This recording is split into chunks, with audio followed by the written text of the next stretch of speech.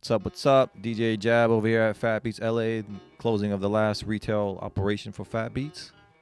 Fat Beats started in '94 as a DJ with an idea. An idea came to me. I wanted to open a business. I was going to college for business, and as a DJ too, and it clicked. Putting the two together, and I just went for it to open up a record store. Did all my due diligence. I started in '94, July '94, and it really took off. Within the first week.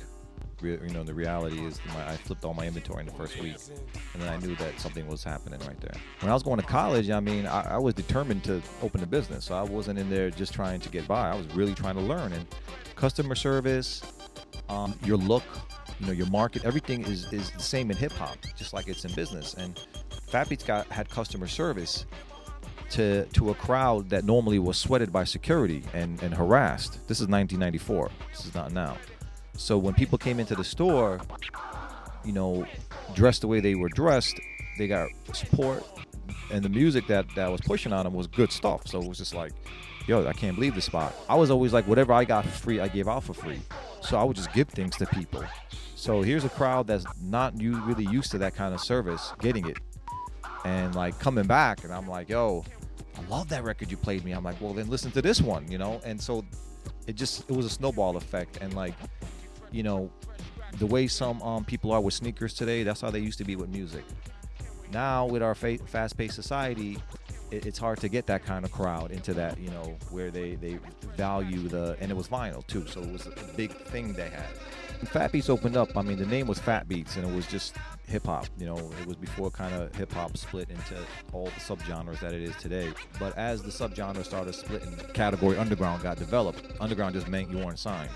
That's all that meant, to a major at least. And we always kept the same sort of formula in the music we chose. Didn't matter who was selling it or pushing it. We just listened to everything, whatever we liked, we took in, major or independent. But inside the store, the major records didn't need to get pushed because they had all the budgets behind them. So the independent records were the ones that we were pushing more, because when people would come in, we would sort of sense they don't know these records. This wasn't promoted to them. And so we would play more of the independent stuff, and that's kind of how we got known, for having like all the dope independents. And one of the first groups that we were pushing was Company Flow. Arsonists came out. These are independent groups. I don't know who came out first on the West Coast, Dilated Peoples or Defari. One of them came out. I forgot what single it was, but both of them we were pushing. Unified Rebellion, if anybody knows them, who later became Jurassic 5. We were pushing that stuff.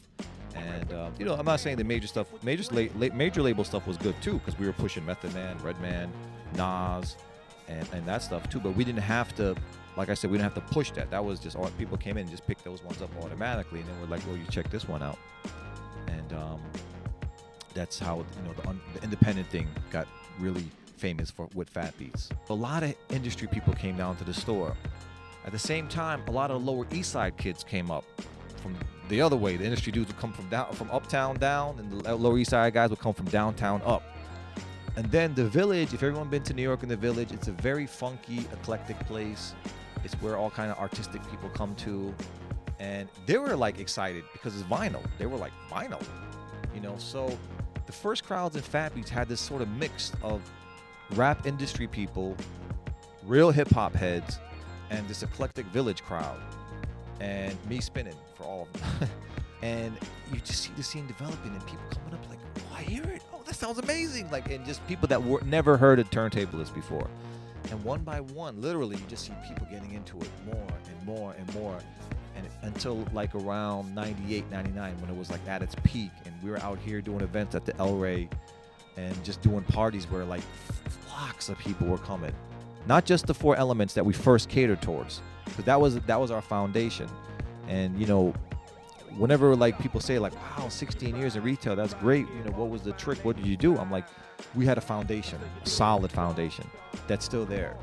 And that's really the backbone of Fat Beats. I would tell people, it's the community. If B-boys and the DJs and the graph writers and MCs didn't come, then we would have been gone a long time ago. But they still come. They're coming today. Coming tagging up on things they shouldn't be tagging up on. But That was our foundation. In Urbana, Illinois, January 12th.